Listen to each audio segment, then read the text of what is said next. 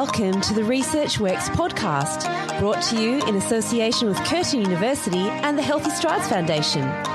Your hosts are Dr. Dana Poole and Dr. Ashley Thornton, and together we will interview world-leading researchers in the area of child health to support your practice in being more evidence-based.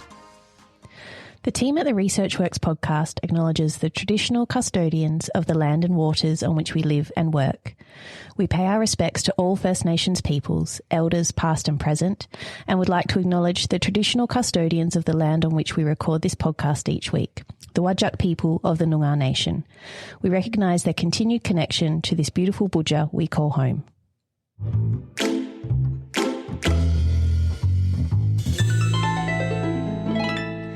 Well, hello everyone. So glad you've decided to join us today for another episode of the Research Works podcast. Yes, welcome back everyone. We have a really special treat for you today. I feel like we say that every week, but this week we really do because we are delving into the world of language and literacy. We have a few papers lined up that we're going to be exploring in this area, but we thought before we actually get into that, we need to get an expert in to give us a bit of background in this area. So to help us with that, we have true expert, Associate Professor Suze Leitão. Welcome, Suze. Thank you so much for having me. I'm quite complimented to be called a true expert. It's because you truly are. We're very excited to have you here. I know that a lot of people have been asking, when we're going to have more of this sort of content as well. And we're really excited that we're going to be able to delve into this a little bit more. It does feel like this is going to be, this particular episode is going to be like a Tell It to Ed whole session. Yes, I think so. Sorry, Ed. I've been recorded. That's terrible. Okay, well, I'm simply going to talk to Ed now. All right, Ed, take it away. No. Before we get stuck into the episode, we thought we would tell you a little bit about Suze and then obviously ask our famous icebreaker question. So let's tell you a little bit about Suze to start. Associate Professor Leitão is a clinician, researcher and teaching academic and also the Director of Graduate Research in the Curtin School of Allied Health. She leads language and literacy in young people, a research group with expertise in intervention research across a range of research designs, from randomised controlled trials to single-case experimental designs. Her research focuses on understanding risk factors, developing and evaluating interventions, and developing programs to support and promote language, literacy, and mental health for children and young people. She's recognised internationally for her expertise in developmental language disorder and intervention research. She's regularly invited presenter running workshops for clinicians on developmental language disorder and literacy, and a keynote speaker at conferences, most recently as a keynote speaker at the inaugural 2021 International Research Developmental Language Disorder Conference. See, very true impressive. Expert in the area, Suze. My goodness. Well, listening to that description, I know why I'm so tired. Busy. It all makes sense. Yeah. So, Suze, as you know, we like to start with our icebreaker question. And today's is, what was your nickname as a child? Well, I'm going to tell you about the nickname I actually gave myself. Okay. Because my first proper name is Susan. And my second name is Karen. And of course, Karens have taken a bit of a rap recently. Oh, haven't they? I know. So when I was about 12 or 13, I decided I wanted to embark on a new identity. So I actually called myself Suze, S-U-Z-E, Suze, after the French liqueur, which I'd never tasted. But in fact, now I've tasted it, I don't like it. So I've remained Suze ever since. Oh, wow.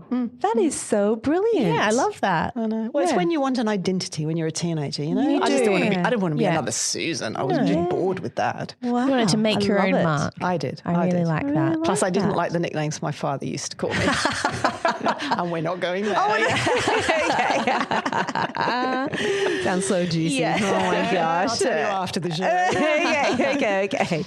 Well, I can't recall a nickname when I was growing up. And I think it's because I don't know many Asians that have a lot of nicknames. Sure. There is your name is Dana and you'll be called Dana and your name is Dana. Yeah. So that's all it's going to be. There was never any, and I was sort of brought up in Canada as well. So we didn't have I don't remember there being as many nicknames. And I come to Australia and everyone's like, Dazza, Gaza, and Lazar. And I was like, oh gosh, I don't know what my nickname would be, but nothing ever took. So I was just always Dana. Okay. There was never anything else. And every time people try, like now as an adult, they'll call me like DP. Yeah. Like, Or Danes. Danes comes That's every a very now and then. Aussie thing. That's a very Aussie thing. I was going to say, surely someone tried to shorten your name at some point in Australia, because that's what we love to do. And maybe I just gave them an awkward look and they just thought never to do it again. But because I've never had a nickname, so it's like it's never stuck. So I'm just Dana.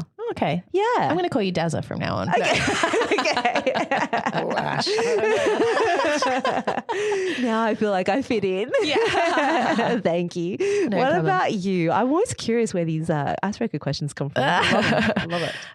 Well, growing up, so my brother's name is Ben. Shout out. He won't be listening. Hi, Ben. Hi, Ben. Hi, Ben. And Why aren't you listening? Goodness me. I know he might be. He's traveling at the moment, Okay, so yeah, maybe sure. he's Okay. he's listening to pass some time. But everyone used to call me Bill, and apparently there were these characters at the time called Bill and Ben, who The were flower pot men. The flower pot men. Clearly, I'm older than you. So we were always Bill and Ben, to the point where people used to ask me what my name was, and I would very confidently tell them it was Bill. I love that. I love that it's got actually nothing to do with your name. No, I love that. Completely removed. And my auntie and uncle still call me Bill. So you do respond to it then. So someone calls out Bill across the room at a pub or something. You're like, yo. Maybe not at a pub, but definitely at a family function. I would know that someone's Within talking context. to me. Yeah. Okay, that's good. Because that would be a little bit weird. Yeah, that would keep my head very busy at a It pub, I'm would. sure. I like that. Nice question. All right. Well, now we know definitely a whole lot more about us because these questions are good.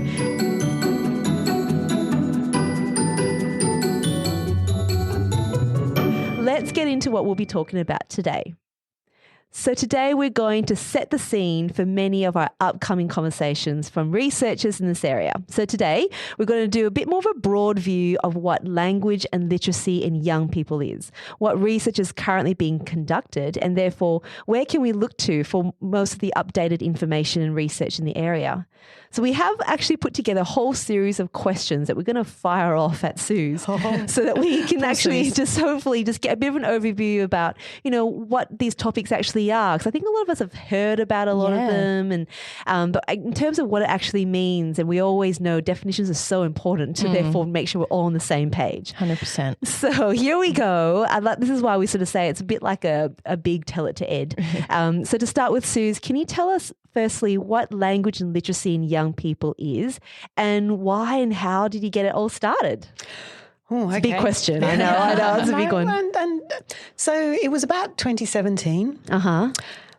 There were a few researchers and a lot of higher degree research students, PhDs, MPhils, and some clinicians. Yeah. And we were all very interested in doing research into developmental language disorder. I'll tell you about that in a bit. Okay, good. And reading and spelling, literacy. Yeah. Here in WA, we're a long way away from anyone else. We hear that a lot, don't we? And so what I really wanted to do was create an identity, almost like a brand, although that's a very trendy term. So maybe just an identity which would bring it all together here in WA. Yeah. But also, I think for students going through doing research, it can be a lonely journey. Yeah. So having a group of people that would support each other, bounce ideas, do stuff together, and basically form an identity. So we started meeting regularly, fairly socially as well, and sharing stuff. And then, and this is probably one of my greatest achievements, I built a website. Oh, yes. Oh, wow. Well done. Can I just say that again? I built a website. No small thing. No small thing. Over Christmas, late 2016, I built a website as a repository for our things. Great. Okay. And over this last 5 years, in fact, we've just been taking stock where we are 5 years after we started, and we are pretty proud of ourselves. The website would get between 800 and 1,000 unique visitors every month. Wow. That's not a huge number, but it is clinicians, researchers, students, HDR students around the world who go there. Yeah. And the website was a way of kind of letting people know in WA there is this group of people, speech pathologists, speechies, and OTs, and psychs, and hopefully soon some physios and social workers who are doing research in this area that's clinical, that's applied, that's kind of pushing the boundaries. Yeah. the other really important thing about the website is that we make our stuff available as freely as possible. I love that. So there's this amazing group in America called Communication Science Disseminate, CS Disseminate, and you can do workshops with them that actually, for free, which teach you how to make freely available, shareable green copies of your papers legally.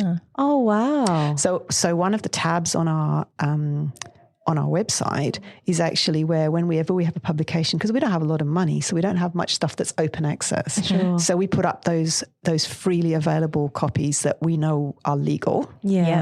So that's one of the things we do. The other thing, we have a tab on the website where any program that we design, evaluate, and have confidence that there is efficacy data, we put it up there. So clinicians can go there and just download the whole program, the manual, the whole thing. Amazing. And we started a tab with podcasts and video casts and a little YouTube channel, but unfortunately with COVID, that all kind of has gone a little bit off-piste for a while. Sure. But we've just done Lalip Reboot. So hopefully over the next 6 months, the website's going to get an update. And we're going to reinstate some of the things because for me, it's important to do the work, but it's pretty useless unless people know about it and can actually get it. Yes. And that's that implementation science aspect, I think. And such an important component of knowledge translation as well, isn't it?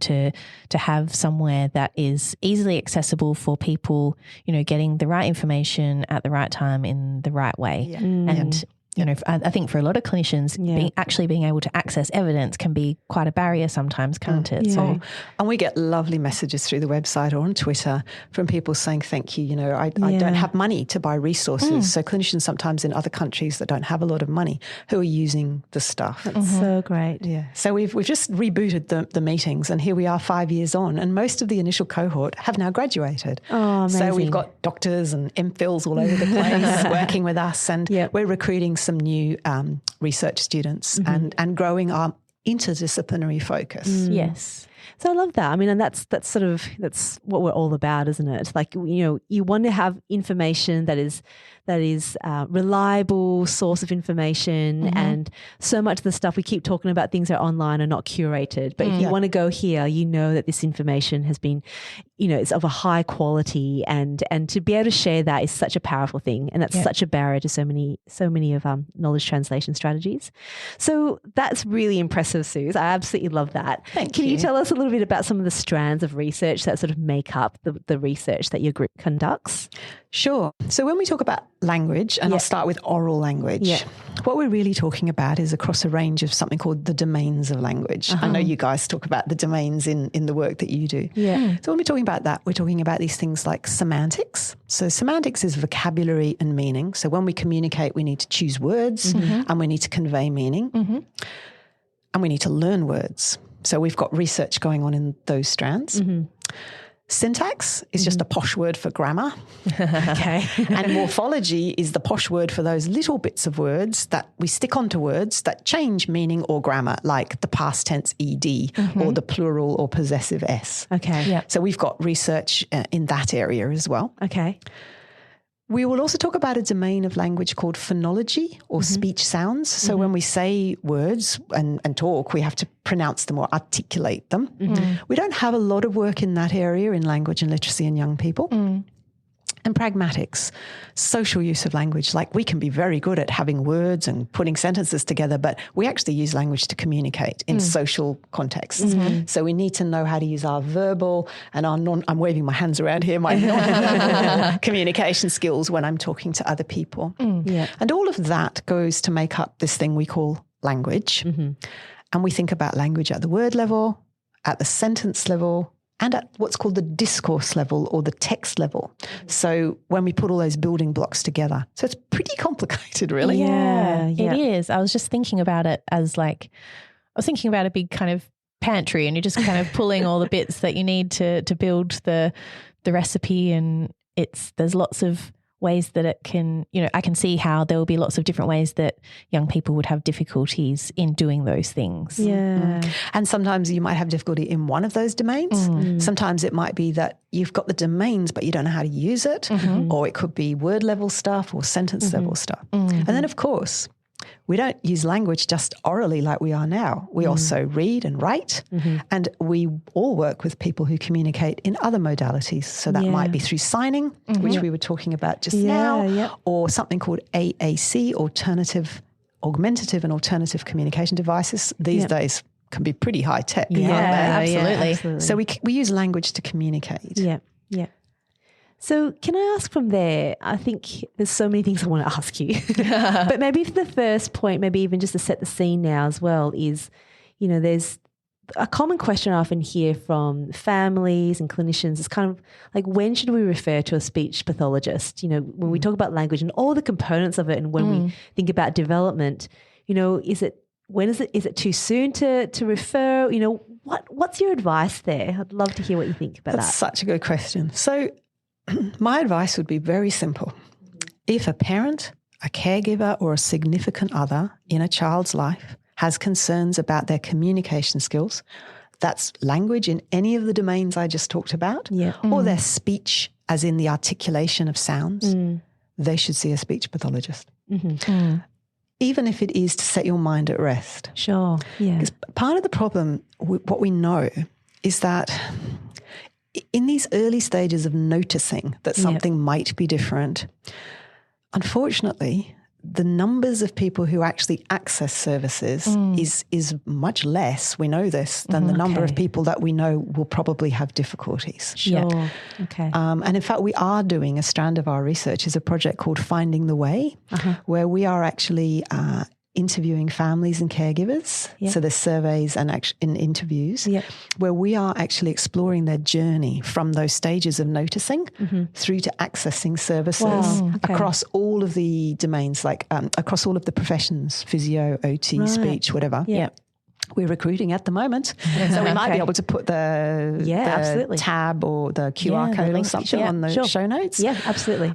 Because what we're really interested in is, what are parents and caregivers' lived experience? Where do they go? What do you do? Who do you trust? Because unfortunately, there is a bit of a myth out there, which is I know you know what I'm going to say. They'll grow out of it. Myth. Oh, they're just a boy. Wait till they get to school. Ask the teacher. Let's not worry too much. He's a pretty active child. And unfortunately, girls often go missing because maybe they're not as active. They're quiet, but they're not noticed. So in answer to your question, use your instincts, parents, carers, caregivers, and clinicians. If you're concerned, follow up. There's no harm in that, is there? No. I mean, there's always that issue of balancing harm and good in any kind of service, because I suppose if a child goes somewhere, then that takes that service away possibly from a child who doesn't.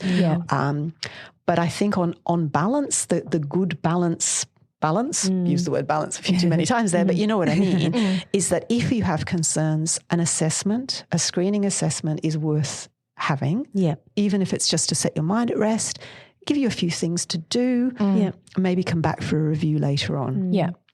One of the things with that that I often hear now as well, just lean on from that, is there's just wait lists everywhere and things that it's taken so long to get in to see people. So once someone has made a call and they're on a wait list to be seen, what would your advice be for people who are sort of in that sort of hiatus waiting stage? Yes, and I mean, and that has been part of the motivation for the Finding the Way study, because what we would actually like to do is to develop some sort of website where, with appropriate level information for parents.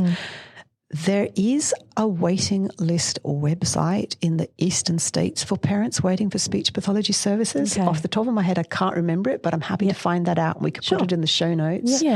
And that's the danger, because there is stuff out there. There are amazing videos. There's great YouTube channels, parenting websites. But for parents and caregivers to be able to make that critical judgment, is this trustworthy? Should I follow this advice? That's right. That, I think we have a really important role in educating the public about trustworthiness of the stuff out there on the internet. 100%. And you also think about when you think about how they say testimonials are really dangerous. And the reason for testimonials being dangerous is that that person's experience, you don't know their set of circumstances that can relate to your child's circumstances. And the ability to translate something that hasn't been prescribed by someone who's qualified and assessed your child, it can be really dangerous. Yeah. So yes, there's information out there, but you do need to be very careful about that too. And I guess that's the fine line that you're trying to say too. Absolutely. Yeah. So Caroline Bowen and Pamela Snow wrote a book for parents about, I can't remember the title, but again, I can give it to you afterwards. But it's actually about snake oil treatments and how to understand what you should trust, where you should go, and it gives parents some guidance. It's got a little checklist at the end along the lines of what I teach speech students. How do I know? How do I know that I should trust this approach? What questions should I ask? On the whole, buyer beware. If it promises the world, it's unlikely to deliver. Yeah, that's such a true point. Yeah.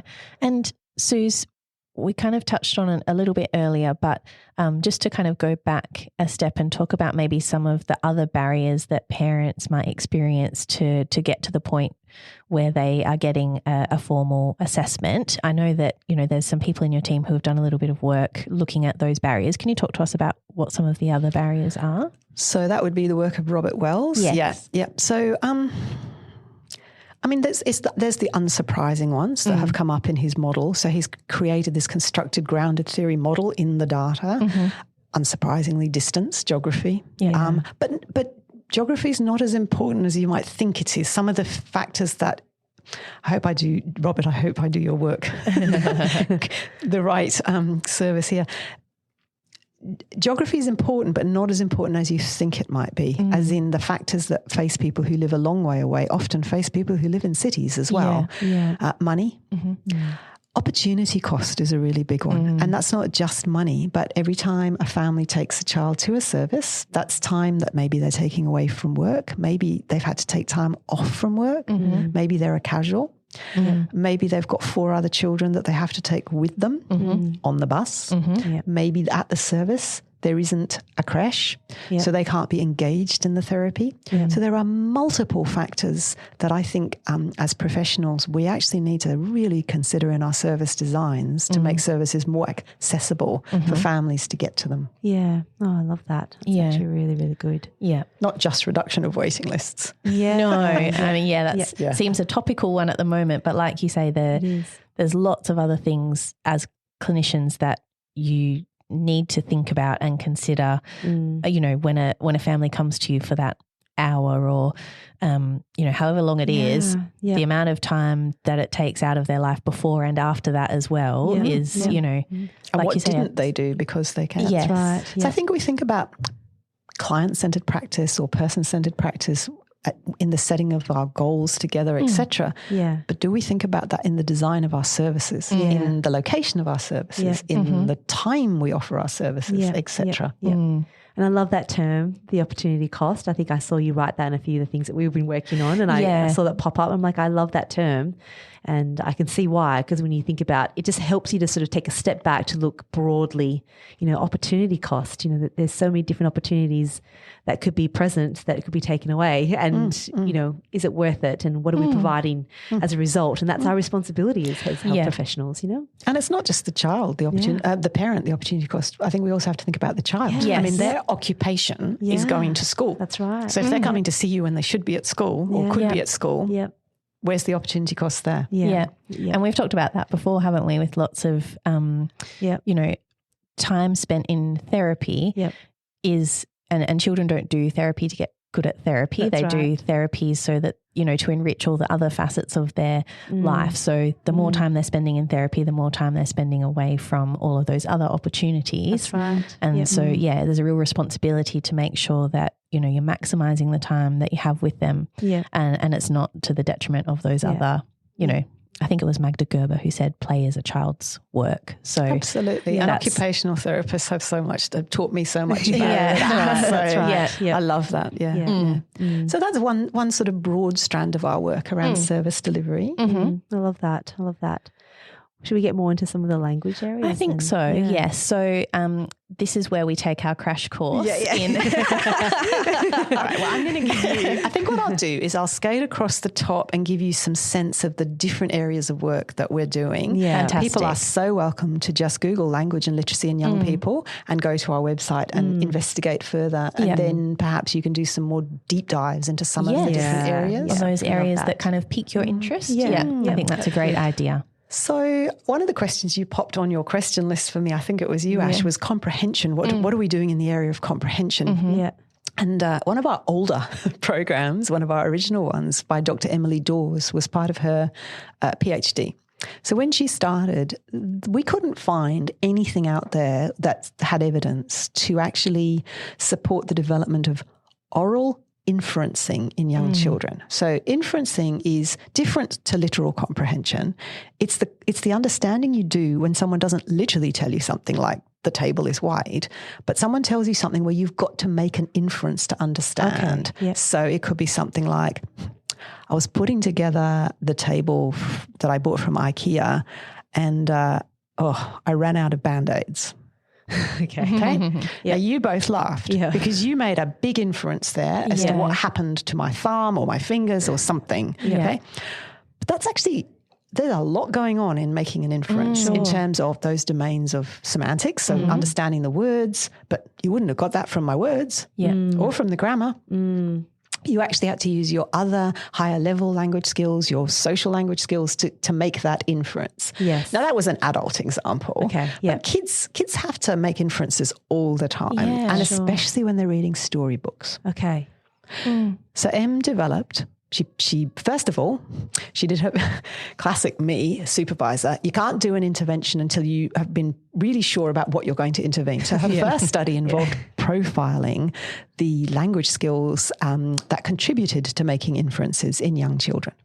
Then she developed a program that actually taught those or worked on those in the context of storybooks, because this was with 5-6-year-olds with language difficulties. Yeah. And then she did a randomized control trial, and luckily it works. So it was fabulous at developing their inferencing skills. Yeah. That program is downloadable and one of our most downloaded ones because it's been up the longest. Yeah. But what's been great since then is we've been working with researchers and clinicians in Sweden, Chile, Iran and Hong Kong, translating the work and actually taking it to the local context. Amazing. Yeah. So we're very excited about that. You should be. Yeah, that's incredible. And can I just ask, when you were talking about inferencing just then and the example that you gave, I was thinking a lot about tone and how tone probably contributes quite a lot to what we infer from someone. You know, you said that sentence with a kind of a tone of sarcasm, slight sarcasm about, you know, the Band-Aids, and that was kind of what made us laugh. Yep. So is that something that fits into the work that you do, and is that something that children struggle with as well? We're not really doing any direct work on intonation in our team, but you're right. The intonation or the tone, the way in which we say words, that's part of pragmatics. That's social aspects of language. And there are children who have enormous difficulties both producing and understanding intonation. It would form a part of Em's program, though, definitely. Yeah. And at the start, I told you this was a very crash course. For me in particular, I feel like I'm learning a lot here. So for our listeners and for those who probably are on the same level as me, can we go back a step and talk about language and literacy? Because I feel like perhaps for people who aren't familiar with the area, they might be words that they use interchangeably, but I know that they are quite kind of distinct. That's a very nice segue to where I was going to go next. Oh, beautiful. Fabulous. So I've been talking about oral language inferencing. And by oral, I'm talking about through the listening and speaking mode, like we're doing today. Yeah. If I use the word literacy, I use it in the more narrow sense to mean reading, writing and spelling. In other words, it's language in another medium. Right. To me, a little unfortunately, the word literacy has been hijacked somewhat. So now we have physical literacy and which you guys probably use. Guilty. I think we did just yesterday. Music literacy. And so that's a much broader use of the term literacy. So in our language and literacy in young people, what we really mean is oral language and writing, reading and spelling language in young people, but it's a little easier to say language and literacy. Of course. So when you ask that, we also have had Dr. Katrina Kelso has just finished her PhD where she's been looking at reading comprehension. So now we take that notion of comprehension from an oral mode into a written mode. So she has been absolutely fascinated by her whole working life, these kids who can read words so they can decode them, but they struggle to understand what they read. And often their oral comprehension, so their listening comprehension is not too bad. So what's going on with these kids?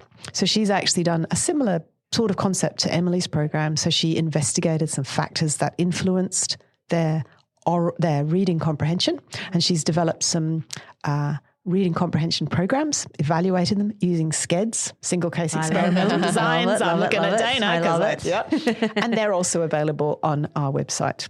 Brilliant.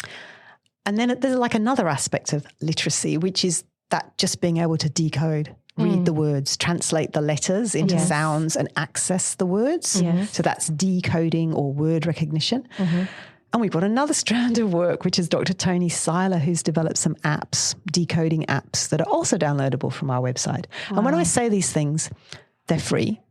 We only put things up that we have developed and we have evaluated. And there's a paper sitting on the other page that describes the theory, the underlying rationale. I've been very lucky because I've kind of had this wide range of students that have done a wide range of different things across language and literacy, rather than me having a path that's gone down one very narrow pathway.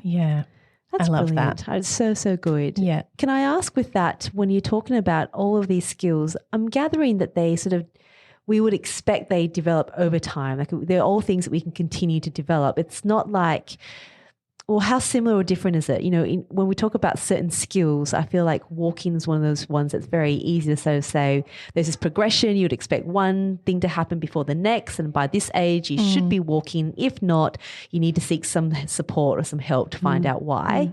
For what you've just spoken about, are there timelines for that, or is it more of this sort of more continuum? And tricky question. So I think with the younger age ranges, there are some expected, not by an exact month, but there are some ranges. And Speech Pathology Australia have got some lovely ages and stages developmental charts that anybody can download, say for up to 5. Definitely. I think as kids get older, we tend to flip it the other way. Rather than looking for what they should have, we're actually looking for red flags. So, and they're often functional impact issues. So actually what might make you explore the language or literacy of an older child, of a high school child, might be that they're not coping, or that they're not managing to access the curriculum similarly to their peers. So it's about functional impact. Then you'd flip that backwards and go in and investigate those domains of language and see if there are some building blocks that haven't built. So you'd go back, like, so if if there's a teenager that's possibly not just suddenly struggling in their schoolwork. Highly likely. Have been struggling for a long so that's we're doing some work in some schools at the moment, and we're identifying these are schools for young people high schools for young people that are disengaged from the curriculum. We're finding that up to 50% of the young people would have a diagnosable language disorder, and very few of them have ever had a language assessment. Wow. Okay. That's huge. That's some work I'm doing with Emily Jackson and Mark Boys in our team. Wow. Yeah. It's quite sobering. It is very. And so what we're doing there is we're trying to uncover the skill sets that they need to develop and their strengths. And then work with the teachers within the education systems to actually support them the best they can in the classrooms. So it's a little bit different. I mean, I think you talked earlier about we don't just do therapy to improve on the things we do in therapy. So we don't take these high school kids out who've maybe got poor grammar or poor vocabulary and teach them just grammar and vocabulary. Unless it's going to have an impact on their ability to access the curriculum, both in the oral and the written modalities. That's so important. Context is, it is, isn't it? So important. So, Suze, back to my crash course. And we've talked. And we are so off the script. No, we are. We're good. We're just floating freely. I like learning things. So. Throw it at me. So we talked just then about comprehension and one of the other things that I know your team works on are narrative language skills, and I feel like there's probably a relationship between comprehension and narrative language skills. So could you tell us a little bit about that? So I talked about the domains of language, so the grammar, the meaning, the etc. I talked about word level, sentence level, and discourse level. So we actually don't go around just talking in single words or sentences, do we? We actually talk in chunks of text. Sometimes I do, depending on my mood. No, Hungry. Food. Okay, right. Well, let's keep going at discourse level. Now, discourse has different text types. So there's a recipe, which is a particular chunk of language that follows a procedure. Okay. And you would do a lot of work on procedures, procedural text with your kids when you're working with them on their motor skills. Yeah, sure. Narratives or stories are culturally different across different cultures, but they are a very common big chunk of text. There are stories in every culture. And children need to become competent both to tell stories and to follow and understand stories, whether that's in the written thing, as in book sharing, or just telling a story. So that's where that work of Emily Dawes, her oral inferencing comprehension program, is set within the context of stories. Right. And then we have the work of someone like Laura Glisson, who's actually developed a program to develop the expressive stories of kids. Now, it's very artificial to talk about comprehension and expression as if they can be done in isolation, because you can't. No. You can't talk without. But this program focuses a little bit more on teaching kids the structure of stories. Okay. So in our culture, or in Australian English culture, I'll say that one because there are three quite different cultures sitting around the table here. Traditionally, a story has a beginning, a middle, and an end. A beginning, usually we say who's in it, where they are, what they might be doing, and then often there's a kick-off event. Something causal happens, something breaks, some problem arises. And then usually the protagonists, the characters have to go and fix something or solve that problem. They have emotions. They feel good. They fix it. And then there's an end. It ties up. And a fairy tale is a classic story. I was actually thinking about Goldilocks while you were explaining that. Good comprehension, Ash. So what Laura's program does is, but of course, you can't tell a story if you don't have all those building blocks, the vocabulary, the semantics, those little word bits, the morphology, etc.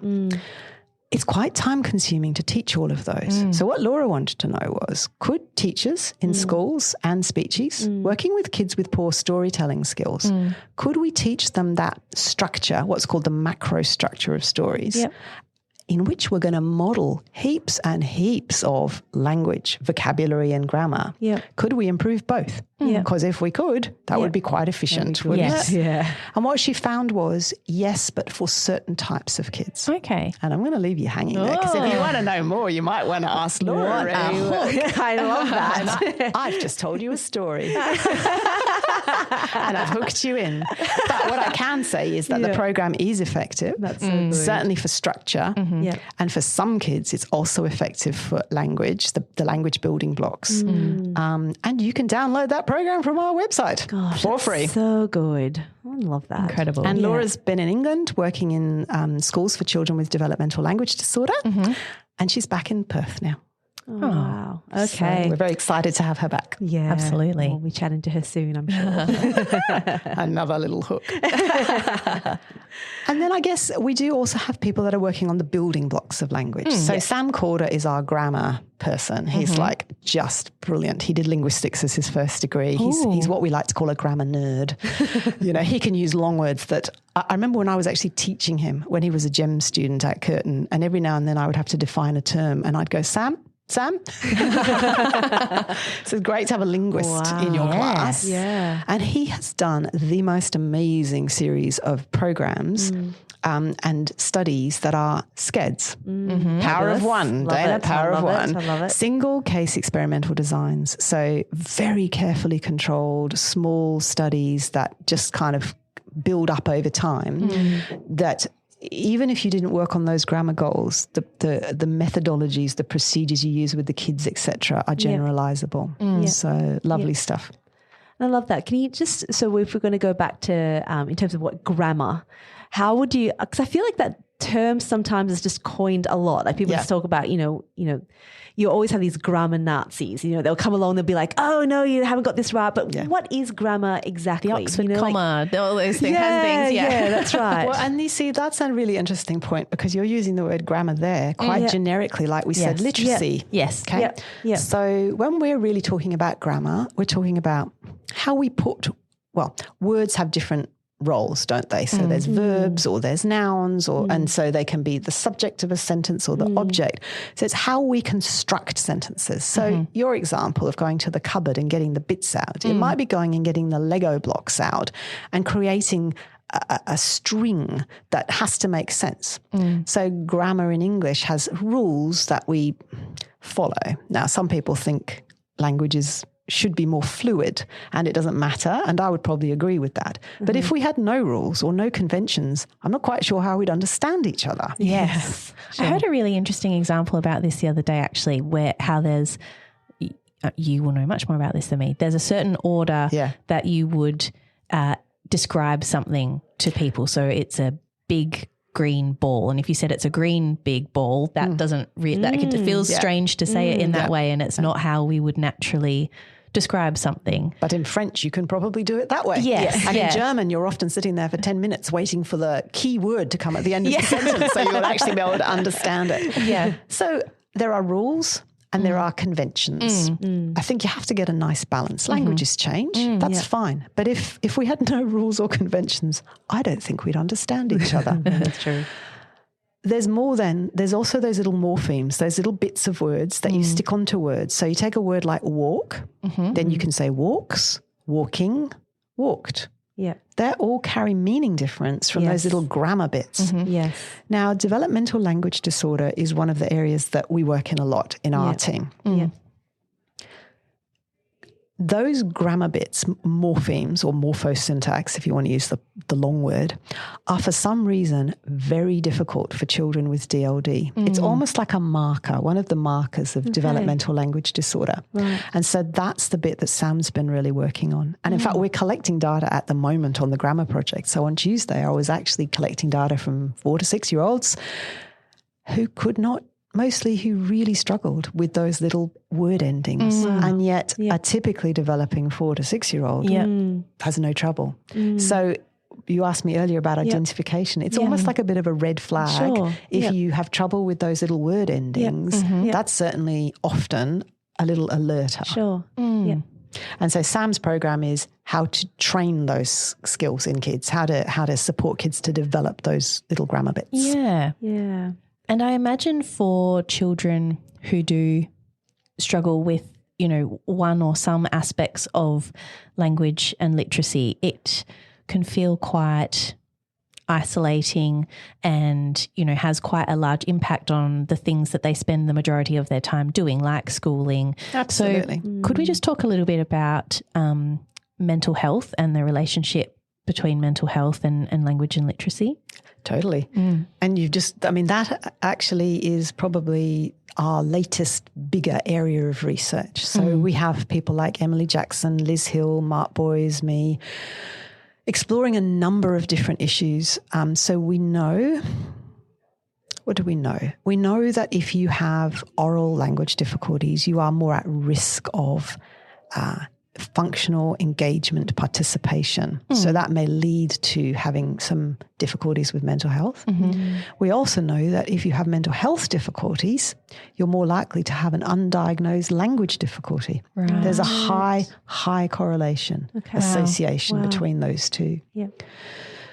What's really nerve-wracking about all of this for me is that even if children with language disorders can and do access mental health support programs, they're very language heavy. Yeah. They're talking therapies. They are. There might be oral talking therapies or there might be literacy, reading and writing talking therapies. So even if they get there, they often can't access the services very well. Wow. So one of our ultimate goals, and something I really want to get done before I stop, is actually developing a more bespoke mental health support program, particularly at times like transition from primary school to high school, and health promotion programs for children with oral and written language difficulties that are accessible to them. And that's one of the big strands of our research at the moment. We're doing sort of like lots of different things around it, but that's our goal. No, that's wonderful.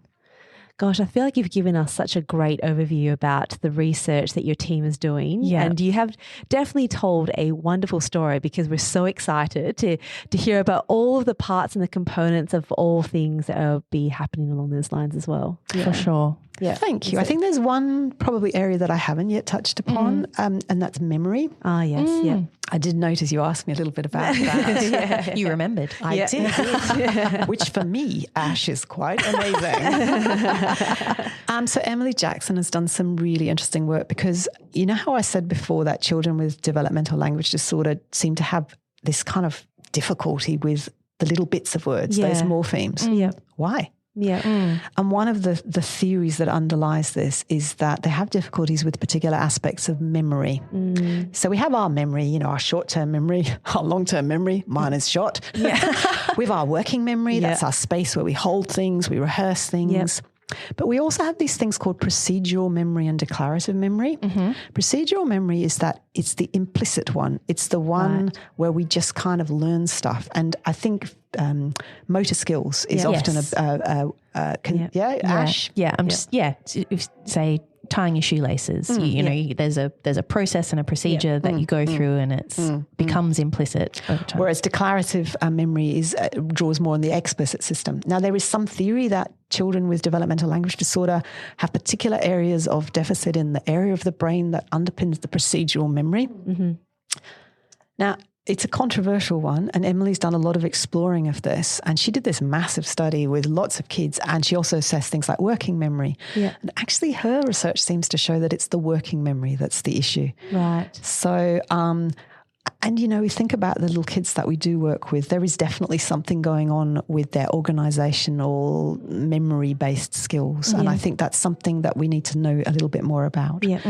So I think I've probably covered the strands of work, the main strands of work. Earlier we were doing some work in the justice system with the Banksia Hill program, but that's, I think, a separate topic. But I'm hoping I've done service to the children and the families for whom we do this work, and the clinicians who work with them. So we're very passionate about supporting kids who have difficulties learning language. It does not mean that they're not intelligent. It does not mean that they're not great kids, because they are. But there is something different about the way in which they learn language. So across those domains I talked about, across the levels I talked about, in the different modalities, so oral and written. And our work is just going at things from multiple different angles, trying to make a difference for the kids and the families and the clinicians and educators who work with them. And I'm hoping I've covered it all. I think you've done an incredible job of opening our eyes and our listeners' eyes and ears to hope their eyes are open. To the huge amount of work that you and your team have done, and the resources and supports that are readily accessible for people who are working with these children. And I think, you know, that's a great step to be able to take. And thank you for walking us through this and explaining everything so beautifully. I could sit here and talk to you all day about it, but I wish we could. But thank you, Ash. Well, I hope I've been coherent, and I would encourage people to go and have a look at the Language and Literacy and Young People website. And I would encourage any families or clinicians who've got children, particularly under 5, who are either accessing services or in the early stages, who want to join our Finding the Way project to tell us about their journeys, because the only way we can make our work or the way we can make our work the most impactful, if there is such a word, I might have created one, is to listen to the people who are telling us their stories and then give back to them in the things that they need or improve. Well, that's the perfect way to sort of just say that we'll have all of that available on our website. We'll put links to the study as well, Find the Ways, as well as language and literacy in young people. So we'll pop that all in there. And as you can all tell, this is just the start of it. We're looking forward to hearing more about it and delving deeper into it as well. Yeah. So, head over to the website, researchworks.net, if you want to have a look at all of those links and all of our show notes as well. And remember, you can always fill out the CPD form there if you want to keep this as part of a record of your PD requirements. But for now, we'll say thank you very, very much. Thanks for being here. Thanks for teaching us. Yeah, thank you, Sue. You are Absolutely loved so it. welcome. The pleasure is entirely mutual. Thank you for asking me. Oh, thank you. And we'll talk to all of you guys again next time. Bye. Bye.